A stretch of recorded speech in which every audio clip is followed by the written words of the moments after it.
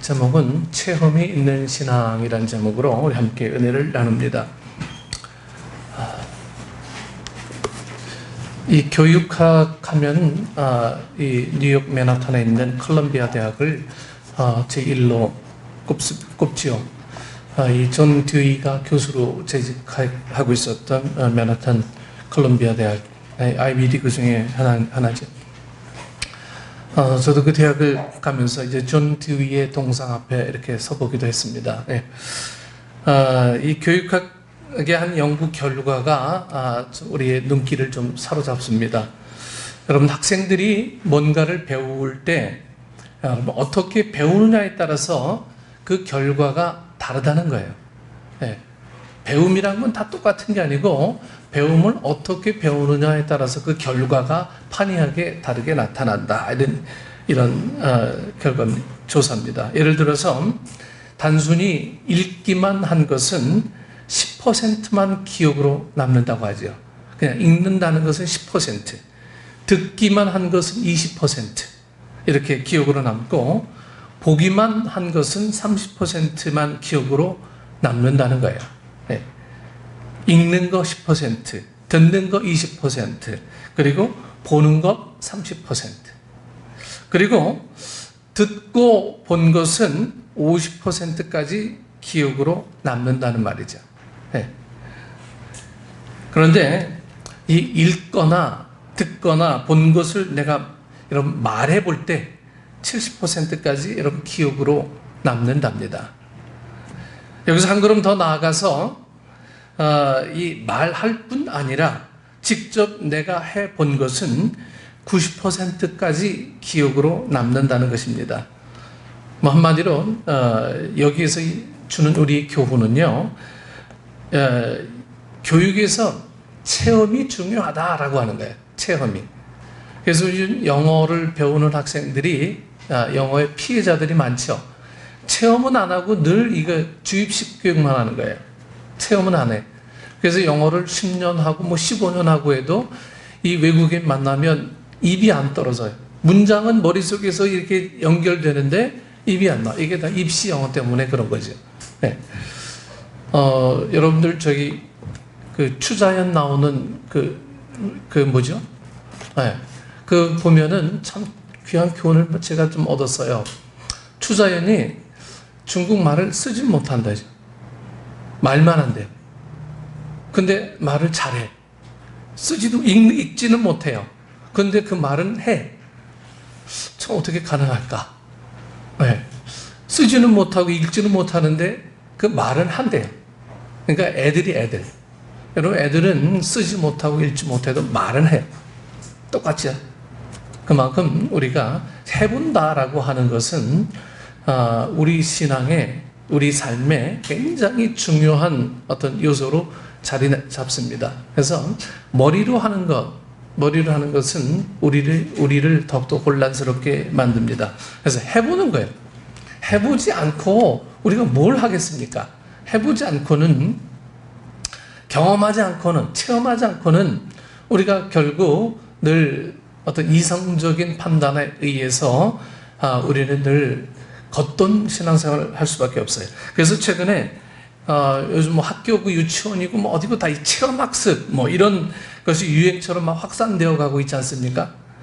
교실에서 이 수업 시간에 읽고 듣고 보는 수업에서 이 현장에서 이제 말해보고 직접 행동해보는 학습으로 발전해 나가는 거예요. 요즘 영어 학원이나 영어 뭐 이런 이제 프로그램들 보면요, 반드시 공부를 하는데 주입식으로 안 해요. 따라해 보세요. 발음을 얘기해줘요. 발음을 들려주고 발음을 따라하게 하고 그 문장을 만들어 보게 하고 자꾸만 해보게 하는 거예요. 그러다 보면 그게 어느 순간에 내 말이 되고 내 언어가 되고 내 방식이 내 습관이 되고 그러는 거죠. 그래서 해보지 않으면 우리는 늘 머릿속에서 늘 뱅뱅뱅뱅뱅뱅 돕니다. 그냥 해보는 거예요.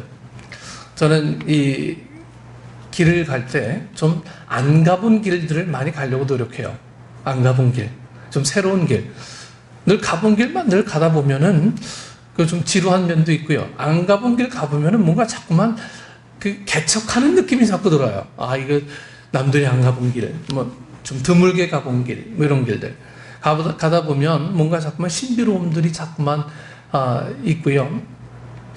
여기가 한국인지 여기가 미국인지 새로운 길 가면 막 이렇게 헷갈려요. 이거 미국인가 한국인가 헷갈릴 때 그 새로운 세계를 자꾸 경험하게 됩니다. 그래서 여러분 체험이라는 것들은 되게 중요합니다. 그렇습니다. 단순히 여러분 지식으로 아는 것과 체험으로 터득해 보는 것은 다른 거예요. 다른 문제입니다. 알아도 여러분 아는 차원이 달라요. 그래서 여러분 체험이 되게 중요합니다. 내가 지식을 가지고 있어도 거기에 체험이 따라야 그 지식이 진정한 지식이 되기 때문입니다. 여러분 신앙의 영역에서도 여러분 마찬가지라고 저는 봅니다. 창세기 28장을 우리가 자세히 보면 야곱이 이 베델에서 하나님을 만나는 이야기가 이렇게 기록되어 있죠. 13절 말씀 보면 하나님께서 야곱에게 이렇게 말씀하세요. 나는 여호와니 너의 조부 아브라함의 하나님이요 이삭의 하나님이라. 여러분 지금까지 야곱은요 할아버지 아브라함과 아버지 이삭에게 하나님에 관한 이야기를 듣고 배웠습니다. 아브라함과 이삭에게 하나님은 이런 분이다. 이런 것들을 이제 듣고 알았어요. 그래서 나름대로 이 야곱은 하나님에 대해서 알고 있었어요. 네. 그런데 야곱은 지금 이 베델에서 처음으로 직접 하나님을 뵙게 된 거예요. 아브라함의 하나님, 이삭의 하나님이 아닌 오늘 이 베델에서 오직 야곱의 하나님, 나의 하나님을 지금 만나게 된 거예요. 그래서 자기가 직접 하나님을 만나서 교제하면서 비로소 하나님을 체험하게 된 것입니다. 이때 야곱은 처음으로 하나님을 뭐라고 부릅니까? 나의 하나님, 나의 하나님 이렇게 부르게 되죠. 할아버지 하나님, 아버지의 하나님이 아닌 나의 하나님이 된 것입니다. 그러니까 이제 신앙의 차원이 달라진 거예요. 알고 있는 것에서 이제는 체험하게 되니까 그 신앙의 차원이 이제 달라진 거예요. 보는 게 달라진 거예요. 이렇게 볼 때 여러분 신앙에는 전 두 종류가 있다고 할 수 있습니다. 하나는 하나님에 대해 아는 신앙이고 다른 하나는 하나님을 아는 신앙입니다. 오늘 우리는 하나님에 대해 아는 신앙입니까? 아니면 하나님을 아는 신앙입니까? 하나님에 대해 아는 신앙은 듣고 배워서 하나님을 알게 된 신앙을 말하죠. 이에 비해서 하나님을 아는 신앙은 체험을 통해 하나님을 알게 된 신앙을 말합니다. 그래서 여러분 신앙에서도요 체험이 중요합니다. 우리가 신앙의 체험을 갖는 것이 참 중요하죠. 이 신앙의 체험이 우리의 신앙을 이 차원 있게 좀 다르게 성숙시켜 줄 것이기 때문입니다. 오늘 본문 시편 30편은 다윗의 시죠. 다윗의 시. 이 시는 한마디로 말하면 하나님을 찬양하는 시입니다. 하나님을 찬양하는 시. 이 시를 자세하게 읽어보면 여러분 다윗이 왜 하나님을 찬양하는지 여러분 그 이유를 아주 자세하게 밝히고 있습니다. 그런데 그 이유는 여러분 한마디로 말하면 하나님께서 자기를 위해 놀라운 일을 행하셨기 때문이라는 거예요. 하나님께서 이 다윗 자기를 위해서 놀라운 일을 행하셨기 때문에 나는 찬양합니다. 이렇게 오늘 시편 30편 말씀이 이렇게 이야기합니다. 그러니까 다윗은 하나님께서 자기를 위해 놀라운 일들을 행하신 것을 체험했고 그 체험을 근거로 지금 하나님을 찬양하고 있는 겁니다. 그래서 이 시 30편 말씀은요 체험적 신앙의 노래라고 할 수가 있어요.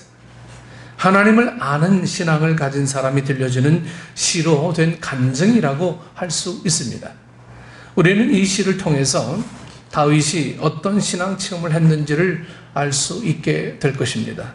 그리고 우리에게 체험적 신앙의 중요성을 깨닫게 해 줄 것입니다. 그러면 다윗이 간증하고 있는 신앙 체험은 여러분 어떤 것일까요?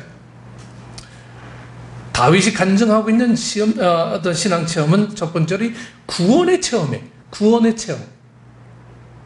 오늘 본 1절 말씀 보면 다윗은 주께서 나를 끌어내사 이렇게 노래합니다.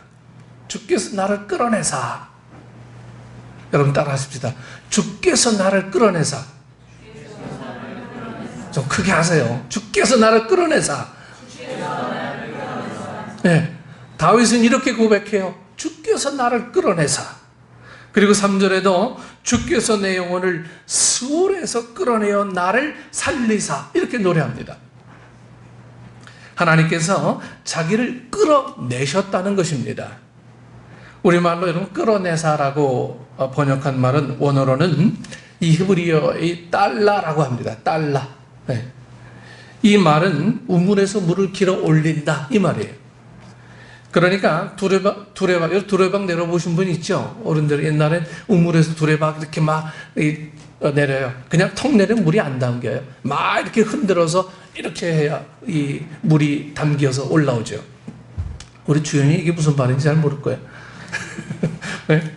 두레박이 이게 뭔지. 이 달라라는 말이 그 말이에요. 네. 끌어내는 거예요. 물에서 이렇게 막 해서 끌어내는 거예요. 그런데 이 말은 성경에서 여러 차례 구원해 낸다는 말로 사용되었습니다. 구원해 낸다. 예를 들어서 예레미야 38장을 보면 이 예레미야를 대적하는 자들이 왕에게 예레미야를 모함하여 깊은 구덩이에 던져 넣었죠. 그래서 예레미야는 구덩이 속에서 이 굶어 죽을 위기에 처해 있었어요. 그러나 구스 사람 이 에벳멜렉이라는 이 왕에게 음모를 알리고 이 왕이 보낸 이 30명의 사람들과 함께 예레미야를 구출하게 됩니다. 예레미야 38장 13절 말씀을 보면 이때 상황을 이렇게 기록하고 있어요. 그들이 줄로 예레미야를 구덩이에서 끌어낸지라. 여기서 이 끌어낸지라라는 말이 바로 이 히브리어의 달라라고 하는 이 말이에요. 그러니까 본문에서 다윗이 하나님께서 자기를 끌어내셨다는 이 말은 하나님께서 자기를 구원하셨다 이 말이에요. 여러분 구원이란 게 어떤 내 가슴 속에서 불 붙듯 뭐 타오르는 이런 경우도 있겠지만요. 타의에 의해서 구원의 은혜를 경험하는 경우들이 거짓 아니에요. 거의 다입니다. 나는 잘 몰라요. 하지만 남들이 구원에 내준 거예요. 그냥 고맙지만 그게 구원이라는 걸 우리는 인정하려고 들지 않아요. 여러분 남들을 통해서 내가 구원받았다라고 하는 이것도 우리는 구원의 은혜라고 이렇게 성경은 오늘 이 달라라고 하는 이 단어의 의미에서 우리는 찾아볼 수가 있습니다. 그러면 다윗은 무엇으로부터 구원을 받았을까요? 2절 말씀 보면 다윗은 나를 고치셨나이다 라고 이렇게 간증하고 있어요. 그리고 3절을 보면 나를 살리사 무덤으로 내려가지 아니하게 하셨나이다 라고 이렇게 간증하고 있습니다. 그러니까 다윗은 어떤 병인지는 모르지만 그 병 때문에 죽음의 문턱까지 갔었다는 거죠. 네, 다윗이 무슨 병인지 모르지만 하여튼 죽음의 문턱까지 갔었어요. 그러나 죽을 병에 걸렸었지만 하나님께서 자기를 낫게 하셨다는 거예요. 그렇습니다. 이 다윗은 죽을 병에 걸렸었습니다. 이 왕이지만 돈으로도 권력으로도 고칠 수 없어서 이 죽기만을 기다리던 그런 상황이었습니다. 그때 하나님께서 자기 병을 고쳐주셨다는 것입니다. 여러분 고치시는 하나님 이 여호와 라파 여호와 라파께서 자기를 친히 고쳐주셔서 병을 치유하는 놀라운 체험을 했다는 것입니다. 그래서 지금 하나님을 찬양하고 있는 거예요. 오늘도 이 여호와 라파의 하나님께서는 여러분 우리와 함께 하십니다. 여러분 믿습니까? 예. 우리가 믿어줘야 되는 거죠. 예? 함께 하고 있는지 우리 막 헷갈리면 우리는 이 구원의 감격들이 우리 삶 속에서 완전히 사라지고 말아요. 이 여호와 라파의 하나님, 이분이 이 질병을 고치세요. 오늘도 참 많은 분들이 다윗처럼 하나님께서 병을 고쳐주셨다고 간증하며 살고 있지 않습니까? 네? 이 시간 여러분에게도 다윗이 체험했던 이 놀라운 치유의 은혜가 임하시기를 축원합니다. 그래서 여러분들도 다윗처럼 이 구원의 하나님을 찬양하고 좀 간증할 수 있기를 좀 바랍니다. 항상 남의 신앙만 늘 들여다봐요. 남들은 어떻게 하나? 목사님의 신앙은 어떻지? 우리 박 집사, 이 집사의 신앙은 어떠지? 항상 남의 신앙 들여요. 여러분, 남 신앙 보지 마십시오. 하나님께서 항상 말씀하고자 하신 것은 나. 영어에도 가장 기본은 주어 동사잖아요. 그렇죠? 주어가 먼저 있어야죠. 의문문일 경우에는 동사 주어로 바뀌어지게 되지만 항상 주어의 주어. 항상 나를 주목하시는 하나님, 나를 주목하시는 하나님에 대해서 우리는 늘 집중하는 거예요.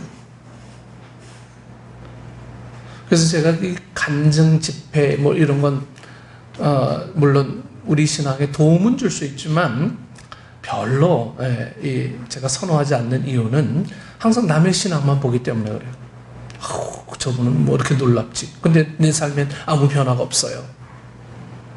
이건 좀 우리에게 좀 마이너스 효과가 온다고 생각해서 간증 집회는 제가 되게 조심스럽게 지금 해야 된다 이렇게 늘 봅니다. 그런데 3절을 보면 내 영혼을 스올에서 끌어내사 이렇게 말씀하고 있죠. 여기서 스올은 과거 이 개역 성경에서는 음부라고 번역을 했었어요. 음부. 이 스올은 원래 죽은 자의 세계를 말합니다. 죽은 자의 세계. 그러니까 이 말은 다윗이 질병으로 죽음의 고통을 겪었다는 것을 말하죠. 질병으로 인해서. 사실 이 암 환자들을 보면요, 암이 이 몸을 힘들게 하는 것보다 더 두려운 게 있어요. 암에 대한 두려움이 영혼을 더 힘들게 하는 것이 더 고통스럽다고 그래요. 암에 걸려서 통증을 얻는 것도 무한한 고통이지만 이 암이 나를 힘들게 하는 것보다 이 암을 통해서 내 영혼이 자꾸 망가져가는 게 더 힘든 거예요. 이 두려움, 죽음이 두려운 게 아니고 죽음에 대한 공포가 두려운 거예요. 사업에 어려움을 겪는 분들을 보면 사업이 어려워서 경제적으로 힘든 것보다 그 어려움이 불안과 절망으로 그 영혼을 힘들게 하는 것이 더 고통스럽습니다. 너무도 힘이 들어서 자살할 생각할 정도로 고통이 큽니다. 다윗도 이 질병 때문에 몸도 힘들었지만 그 영혼의 고통을 겪었습니다. 그 영혼의 고통이 얼마나 컸으면 스올, 다시 말해서 죽음의 고통이라는 말을 이 다윗은 썼을까요? 그러나 하나님께서 다윗을 이 스올에서 건져내 주셨다는 것입니다. 오늘도 다윗을 스올의 고통에서 건져주신 하나님께서 여러분 우리와 함께 하심을 믿습니다. 참 많은 분들이 어떤 질병, 사업의 문제, 가정의 문제, 또한 인간관계의 문제 등 삶의 문제들 때문에 스올의 고통을 겪고 있어요. 그 고통이 너무 커서 자살까지 생각해 본 분들이 있을 것입니다.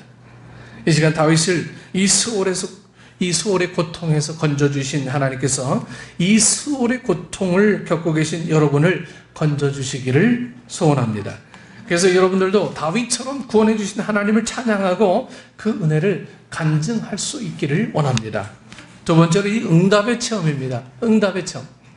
본문 2절 말씀 보면 다윗이 이렇게 노래합니다. 여호와 내 하나님이여 내가 주께 부르짖음에 나를 고치셨나이다. 8절 말씀 보면 또 이렇게 간증하죠. 여호와여 내가 주께 부르짖고 여호와께 간구하기를. 다윗이 죽을 병이 들어 하나님께 부르짖어 기도했다는 거예요.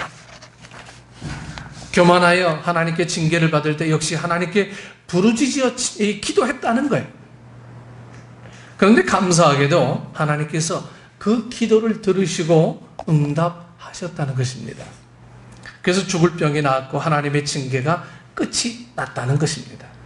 이런 본문을 좀 자세하게 들여다보면 다윗의 기도의 자세를 여러분 살펴볼 수가 있습니다. 한마디로 말하면 부르짖는 기도였다. 부르짖는 기도. 여러분 왜 부르짖었을까요? 다급하기 때문에. 예? 여러분 불난 집에 가만히 있으면은 누가 도와줍니까? 불이야 하고 소리쳐야죠. 예? 물에 빠졌으면 살려주세요 하고 소리쳐야죠. 다급하니까.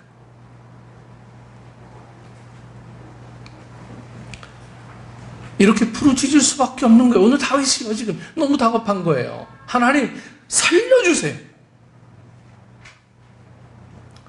성경을 보면 기도하라는 명령이 수도 없이 나와요. 기도하라.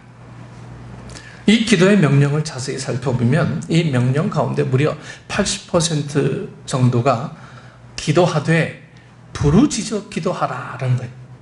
기도하되 부르짖어 기도하라. 제가 이 설교 준비하면서 많이 회개합니다. 우리 성도들이 부르짖는 기도가 왜 이렇게 안 되는가? 답답한 일이 없어서 그런가? 간구할 일이 없어서 그런가? 너무 평안해서 그런가? 아니면 이 기도를 잘 몰라서 그런가? 이 금요 구역 예배 시간에 이 통성기도 하라는데 통성기도가 잘 안 되나? 금요 구역 예배 잠시 멈추고 금요 기도회를 해야 될까? 이 생각 저 생각 지금 굉장히 저 혼자 머릿속에 막 들어요. 왜 부르짖는 기도가 없을까? 입 다물고 그냥 명상하는 기도만 해. 이게 하나님 앞에 정말 온전한 기도의 방법일까? 네. 부르짖으라는 기도 명령 가운데 가장 대표적인 것이 여러분 예레미야 33장 3절 말씀입니다. 이거 외우세요. 이거는요. 예레미야 33장 3절 너는 내게 부르짖으라 내가 내게 응답하겠고 내가 알지 못하는 크고 비밀한 일을 내게 보이리라. 여러분 우리에게 하나님께서 아예 노골적으로 우리에게 뭐라고 해요? 부르짖으라 이렇게 말씀하고 있어요. 명령하죠. 그리고 부르짖으면 뭐라고 하십니까? 응답하시겠다. 오늘 말씀하고 있는 거예요. 응답하겠다. 이 말씀은 기도의 SOS와 같아요. SOS. 우리가 SOS를 전할 때 다급하게 소리를 지르는 것처럼 하나님 앞에 기도할 때 부르짖어야 한다는 거예요. 부르짖어야 한다는 거예요. SOS는 무엇보다도 우선적으로 처리해야 되는 신호죠. 예? 마치 구급자가 사이렌을 울리면서 달릴 때 다른 차들이 막 이렇게 비켜주는 것과 같습니다. 하나님께서는 우리의 부르짖는 기도에 우선적으로 응답하시겠다고 약속하셨습니다. 약속이에요, 약속. 그래서 이 부르짖는 기도에 대한 응답이 풍성한 거예요. 풍성한 거예요. 돌이켜보면 1980년대까지 한국교회는 기도할 때 주로 부르짖는 기도를 많이 했습니다. 이것을 뭐라고 하죠? 통성기도 통성기도 이렇게 불렀죠. 그런데 세계 어느 나라 교회도요 이렇게 뜨겁게 부르짖어 기도하는 교회가 없었어요. 세계 어느 나라에 제가 시카고를 가봐도 뉴욕을 가봐도 다른 도시 뉴저지의 어떤 흑인교회나 백인교회 가봐도 부르짖는 기도가 없어요. 그래서 세계신학사전에 고유명사 형태로 한국말 통성기도라는 명칭이 그냥 실렸어요. 세계사전에 우리나라 말이 실린 말이 또 하나 있죠. 한은 뭐라고 표현이 되지 않아서 그냥 이 세계사전에 그냥 한으로 그냥 표현되어 있대요. 통성기도도 세계 어느 나라에도 없는데 통성기도 이거 뭐라고 명명을 하지? 얘기할 수 없으니까 그냥 한국말로 통성기도 이렇게 세계 신학 사전에 이렇게 올려져 있습니다. 그래서 이 시기에 한국교회에 기도 응답이 아주 풍성했어요. 1980년대. 여러분 얼마나 많이 기도합니까? 우리 백권사님, 김권사님 또래는요 거의 부흥회로 그냥 사셨던 분들일 거예요. 저도 부흥회 하면 그냥 20리 그냥 며칠 동안 가서 그냥 짐 싸들고 가서 거기서 먹고 자고 하는 거예요. 씻는 거 어디 있어? 그냥 가서 그냥 거기서 새벽에 기도하고 저녁까지 기도하고 목사님 기도 받으려고 그냥 강대상 앞에까지 와서 그냥 사모하는 마음으로 늘 그런 생활을 했었죠. 그때 기도 응답이 엄청나게 풍성했어요. 교회도 능력이 있었어요. 그래서 교회도 그 당시에 우리나라의 전무후무한 부흥이 1980년대, 90년대 초기까지 막 있었어요. 그리고 저기서 기도 응답에 대한 간증도 막 풍성합니다. 내가 먼저 간증하겠습니다. 간증자들이 막 넘쳐나는 거예요. 그러나 1990년대가 넘어서면서 한국교회에 기도의 변화가 생겼습니다. 국민소득이 10,000불을 넘기면서 교회도 재정이 이제 넉넉해졌고 그리스도인들 가운데서도 생존의 문제로 절박한 사람들이 이제 좀 적어졌어요. 그러면서 통성기도 소리가 잦아들기 시작합니다. 답답한 일들이 별로 없는 거예요. 그 결과 한국교회도 이제 교회의 부흥도 점점 약화되기 시작한 거예요. 기도 응답에 대한 간증도 줄어들기 시작합니다. 오늘 본문에서 다윗은 뭡니까? 왕이죠. 왕. 채통면에서 왕이 부르짖어 기도한다는 것은 여러분 쉬운 일일까요? 왕은 늘 명령만 합니다. 한마디 하면 다 밑에서 다 알아서 해. 크게 소리낼 것도 없어요. 근데 왕이 주님 앞에 통성으로 울부짖으며 기도합니다. 또한 왕은 부족한 게 없어서 간절히 애원하는 일을 해보지 않아서 부르짖어 기도한다는 것은 어렵지 않을까요? 어렵죠, 당연히. 그러나 다윗은 왕이면서도 부르짖었어요. 하나님은 목자시고 자기는 하나님께서 기르시는 양이라는 사실을 잘 알기 때문입니다. 그리고 평상시 하나님 앞에서 부르짖는 기도를 해왔기 때문입니다. 그래서 그는 왕이면서도 부르짖을 수 있었던 거예요. 그리고 풍성한 응답을 받았습니다. 그 응답의 체험이 그로 하여금 찬양하게 한 거예요. 오늘 우리도 다윗처럼 여러분 부르짖어 기도해야 합니다. 다윗처럼요. 혹시 체면 때문에 부르짖는 기도를 못하고 계신 것은 아니십니까? 누가 들을까봐. 혹시 하루 오랫동안 부르짖는 기도를 하지 않아서 부르짖는 기도를 하고 싶어도 하지 못하는 것 아니십니까? 다윗처럼 부르짖는 기도를 여러분 시작해 보십시오. 약속대로 응답하실 것입니다. 그리고 기도의 응답의 체험을 여러분 맛보시게 될 것입니다. 세 번째로 변화의 체험입니다. 변화의 체험. 본문 11절 말씀 보면 이렇게 말씀하고 있죠. 주께서 나의 슬픔이 변하여 내게 춤이 되게 하시고 나의 베옷을 벗기고 기쁨으로 띠우셨나이다. 지금까지 다윗은 죽을 병에 걸려 고통 가운데 살았습니다. 그리고 다윗이 죽을 것이라고 대적들이 조롱하는 소리를 들으면서 슬픔 가운데 살았습니다. 그래서 11절을 보면 베옷을 입어야 했다는 거예요. 그리고 5절을 보면 울어야 했다는 것입니다. 그러나 하나님께서 이 모든 상황을 변화시켜 주셨다는 것입니다. 슬픔이 변하여 춤이 되게 하셨다는 것이죠.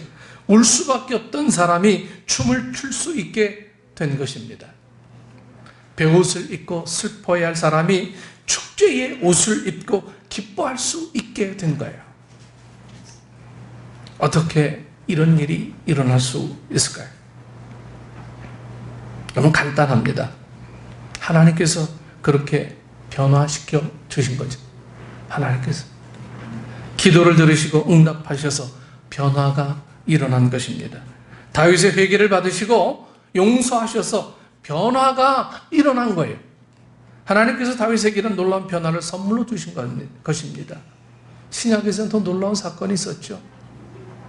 이 나사로의 사건이. 여러분 다 죽었어요. 4일 됐어요. 예수님께서 들어가셔서 무슨 일이 있었는지 모르지만 변화된 거예요.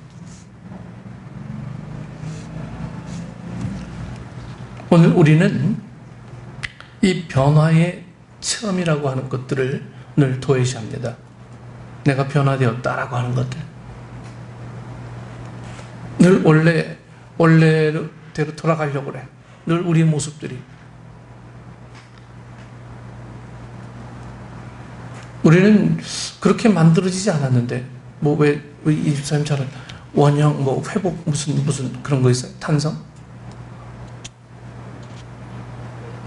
원형으로 다시 돌아가는 저 있잖아요. 다시 회복, 그 뭐예요?